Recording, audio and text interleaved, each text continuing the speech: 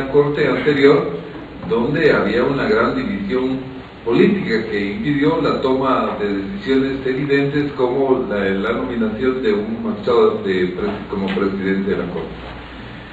Esto podría decir uno, bueno, lo único que provocó fue esa falta de consenso, pero en realidad este distanciamiento generó algo así como, y lo que vimos hoy como el resultado de una guerra civil.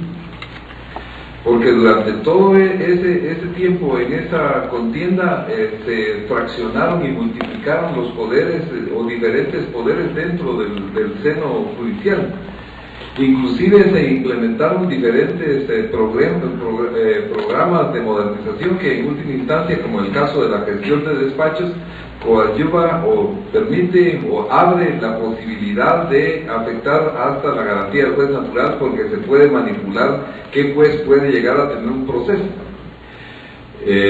Obviamente los instrumentos con que cuenta la Corte Suprema de Justicia para enfrentar esta situación de ineficiencia, de corrupción, son escasas dentro de la estructura legal que mantiene la Corte Suprema de Justicia. Para despedir a una persona tiene que haber un proceso que puede durar un año, y todavía así no lo sabemos hacer bien, y entonces se produce el despido y se ampara legalmente por no haber hecho cumplir los requisitos, y entonces se reinstalado.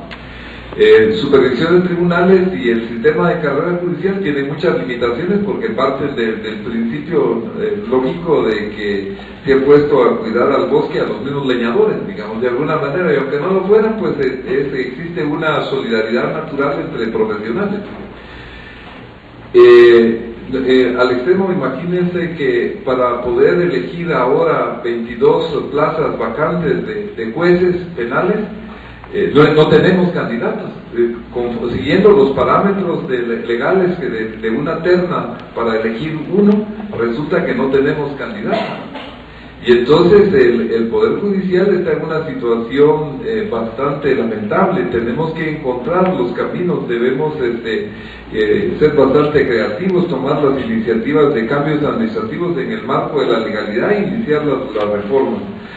Pero creo que en mucho vale empezar a impulsar o a señalar o a connotar lo bueno del mismo Poder Judicial y a predicar con el ejemplo y buscar. Tenemos programas específicos para generalizar la oralidad en los tribunales y disminuir casi el 50% de los plazos procesales. Tenemos en proyección una serie de programas que estamos tratando de lograr apoyo técnico y financiero de la comunidad internacional, como es seguir una gran campaña contra la corrupción internamente. Necesitamos hacer muchas cosas, cambiar, y realmente la Corte Suprema de Justicia no es una entidad que tenga la tecnología y los mecanismos para realizar los mismos cambios internos. La Corte Suprema está preparando en este momento un FODA y luego un plan donde se puedan establecer en 5 años las metas, plazos objetivos, y esperamos ir transitando hacia eso, pero necesitamos mucho y debemos descubrirlo juntos también para ver qué es lo que se puede hacer. Gracias, licenciado. Usted habla de que necesitamos transitar por un camino, necesitamos tomar acciones. Yo quisiera preguntarle al doctor Cantesano, en este contexto, suena cuesta arriba el reto de la nueva Corte, por lo que oímos del doctor Barrientos. Las recetas son muy difíciles de implementar.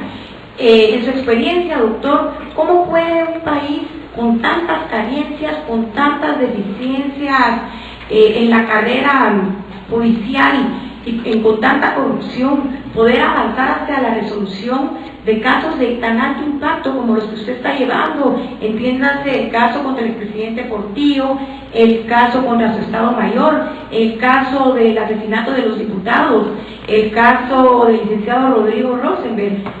¿Cómo efectivamente transitar hacia ahí ante tanta carencia?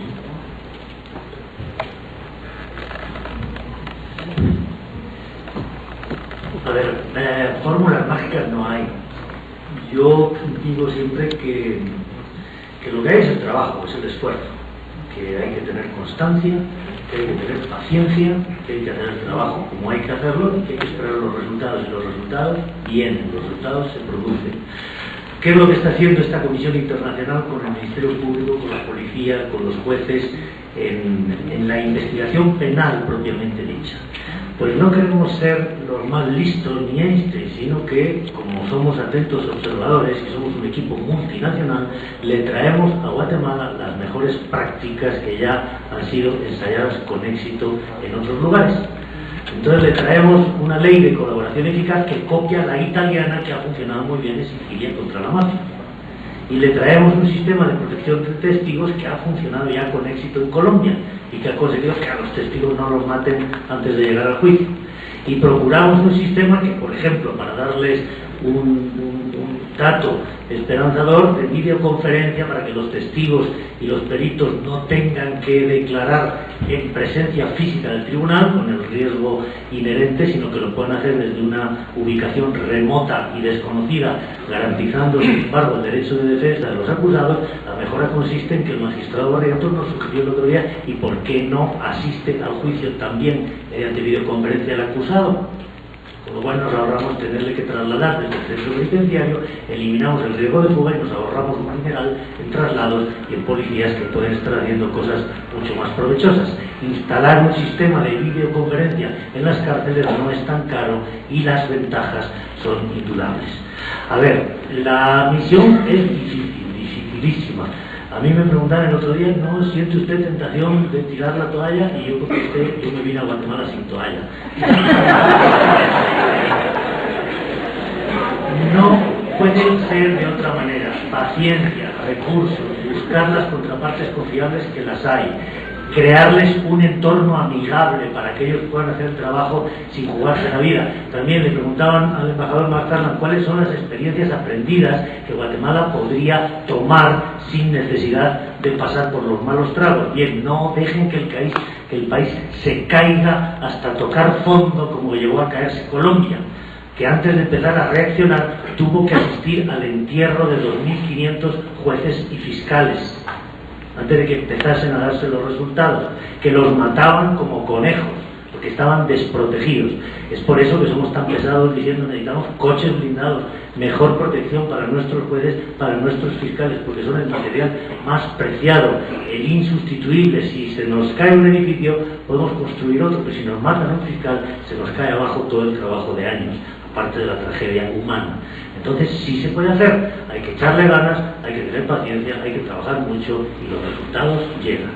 Yo pongo otra vez el ejemplo de Rosenberg. A nosotros nos dijeron, tiene usted que inculpar al presidente de la República. Y luego a continuación, el mismo día o al día siguiente, tiene usted que inculpar al líder de la oposición. Y yo lo que hice fue mandar a policías de 7 países a hacer el trabajo que ellos saben hacer como policías.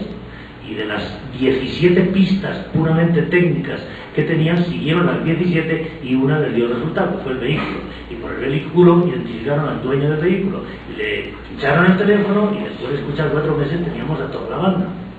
Pero ese es el trabajo, no hay milagros, solamente hay, como digo, paciencia y constancia.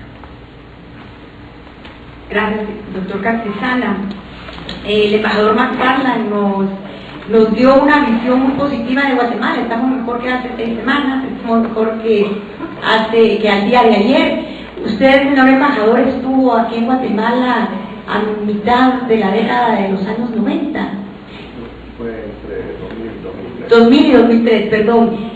En estos años que han transcurrido, porque Guatemala cada mes es un año, es un realismo mágico, como lo que dice Gabriel García Márquez. En estos años transcurridos, embajador McFarland, ¿cuál es la Guatemala que usted encontró a inicio de los 2000 y cuál es la que usted ve ahorita que ya vamos finalizando este año?